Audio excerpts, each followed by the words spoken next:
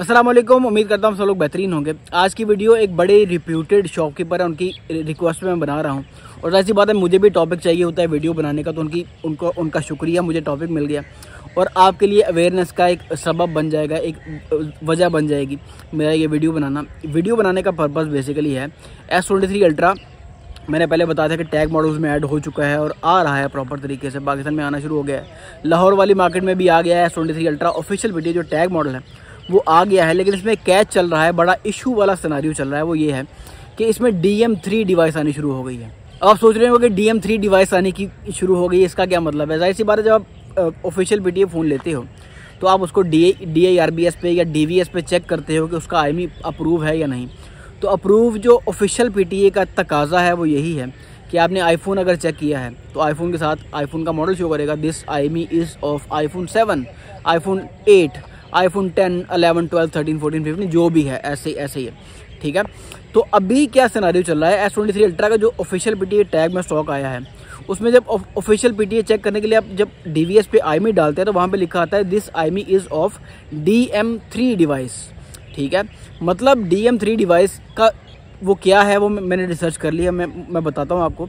लेकिन अभी देखें कि एक official PTA duty paid stock है, उसको S23 अल्ट्रा शो करना चाहिए, ना कि किसी और डिवाइस का नंबर या कोई कोड शो करना चाहिए। DM3 डिवाइस क्या है? वो ये है कि वेराइजन का स्टॉक टैग मॉडल्स में आता है, S23 अल्ट्रा का वेराइजन का स्टॉक। तो जब ये लॉन्च होना था S23 ultra, S23 series launch होनी, तो एक रिवील हुआ था, एक कोड लीक हो गया था, एक सोर्स कोड लीक हो गया था जिसमें DM1, DM2, DM3 वेराइजन की वेबसाइट से लीक हुआ था ये वाले मॉडल आ रहे हैं। इसको डायमंड सीरीज़ कहा जाता था सैमसंग के, मतलब उस वक्त जो कोडिंग चल रही थी उसमें diamond series code word use किए जा रहे थे, या वेराइजन की तरफ से DM1, DM2 और DM3 यूज़ किए जा रहे थे। तो DM1 फर्जी कोड था S23 सिंपल का, DM2 कोड था S23 प्लस का और DM3 कोड था उस वक्त वेराइजन की तरफ से S23 अल्ट्रा का। तो ये समझ से बाहर है कि वो उस वक्त में यूज़ होने वाले कोड्स 2 साल 2.5 साल पुराने जो लीक हुए, वो कोड PTA क्यों यूज़ कर रहा है। मतलब ऑफिशियल PTA शो करें, सिंपली S23 अल्ट्रा शो करें। जैसे आपने S22 अल्ट्रा में कुछ रेशो थी, उसमें B0 डिवाइसेस लिखा आता था, वो उसमें रेशो कम थी।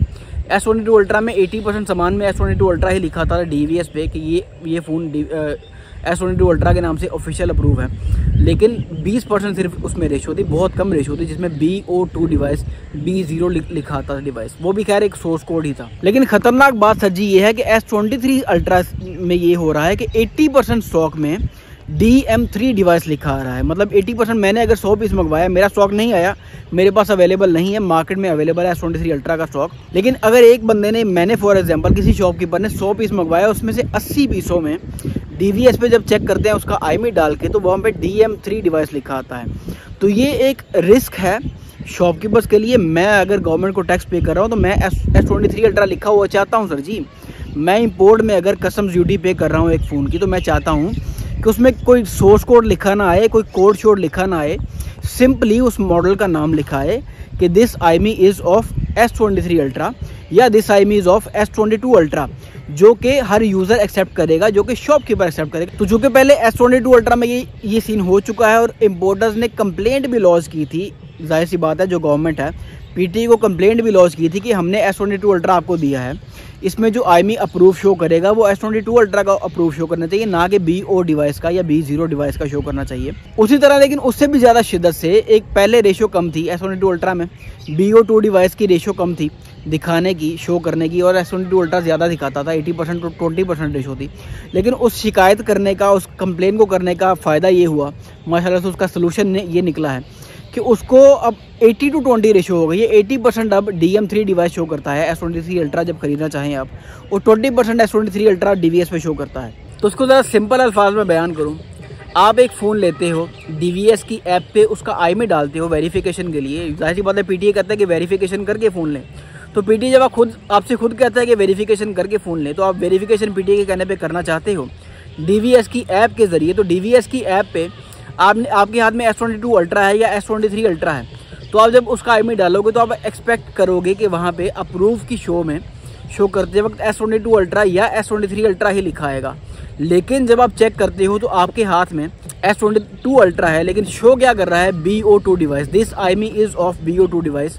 दूसरे नंबर पे S23 अल्ट्रा आपके हाथ में है, वहाँ पे आप एक्सपेक्ट कर रहे हो कि PTA आपको अप्रूव शो करेगा, लेकिन S23 अल्ट्रा का शो करेगा क्योंकि ऑफिशियल PTA है, लेकिन वो वहाँ पे आपको DM3 डिवाइस शो करे।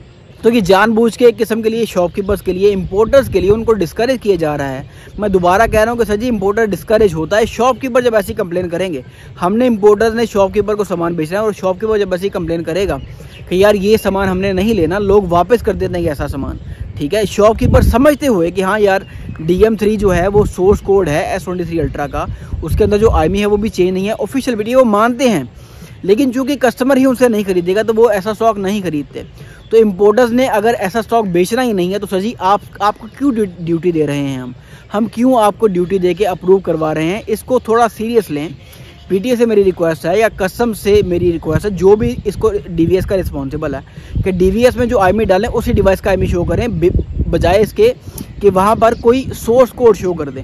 आपका वेराइजन के सोर्स कोड से क्या ताल्लुक है भाईजान? अगर DVS पे S23 अल्ट्रा का IMEI डाला जा रहा है तो वो PTA या नॉन PTA शो करे, लेकिन S23 अल्ट्रा का शो करे ना, वहाँ पे वो क्यों सोर्स कोड क्यों दिखा रहा है?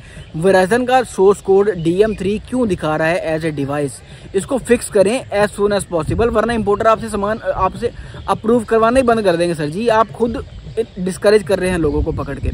आपका ग्लिच है, आपके ग्लिच की वजह से इंपोर्टर का सामान नहीं बिक रहा। इंपोर्टर का सामान नहीं बिकेगा, वो आपकी तरफ आना छोड़ देंगे। जो आपने रास्ते खोले थे उनको आप ही तंग कर रहे हैं बाद में पकड़ के। आपकी वजह से, DVS की वजह से लोगों का सामान नहीं बिक रहा सर जी। S22 अल्ट्रा में तो चलो लोगों की कंप्लेन थोड़ी सी, रेशो थोड़ी थी, 80% ओके था, 20% सामान में BO2 डिवाइस B0 लिखा आता था, तो वो तो चलो लोगों को कन्विंस करें कि किसी भी तरीके से बेच लेंगे। लेकिन अभी S23 अल्ट्रा में क्या सिनेरियो बना पड़ा है, 80% सामान में इतनी बड़ी रेशो में DM3 डिवाइस लिखा रहा है, ना कि S22 अल्ट्रा या S23 अल्ट्रा लिखा रहा है। इस बग को जल्द अज जल्द फिक्स करें ताकि आपके क्लाइंट हैं, जो इंपोर्टर हैं, जो आपसे इंपोर्ट कर रहे हैं, जो आपको कस्टम ड्यूटी पे कर रहे हैं 30,000 रुपया S23 अल्ट्रा की ड्यूटी है फॉर एग्जांपल, आपको पे कर रहे हैं 100 पीसों का सर जी 30 लाख रुपया बन जाता है, या पता नहीं 3 करोड़ बनता है, कैलकुलेशन कर लीजिएगा, मेरा हिसाब थोड़ा वीक है। जितना भी बन रहा है, एक शॉपकीपर अगर 100 पीसों का आपको इतने पैसे दे रहा है तो उसकी ग्रीवियंसेस को थोड़ा फिक्स करें, अपने DVS को थोड़ा फिक्स करें। अगर जिस डिवाइस का IMEI डाला जा रहा है उस डिवाइस का IMEI ही शो करें और उस डिवाइस का नाम शो करें DVS में, ना कि सोर्स कोड जो कि कस्टमर्स को मज़ीद परेशान करेगा। खैर हमारी कंप्लेंट्स को तो ढेर लगा पड़ा है, हमारी कंप्लेंट्स की सुनवाई होती है या नहीं होती वो देखेंगे आने वाले दिनों में, लेकिन एक न्यूज़ थी जिससे आपको थोड़ा सा आगाह करना था। मिलते हैं इंशाल्लाह किसी अगली वीडियो में, तब तक अपना ढेर सारा ख्याल रखिएगा। अल्लाह हाफिज़।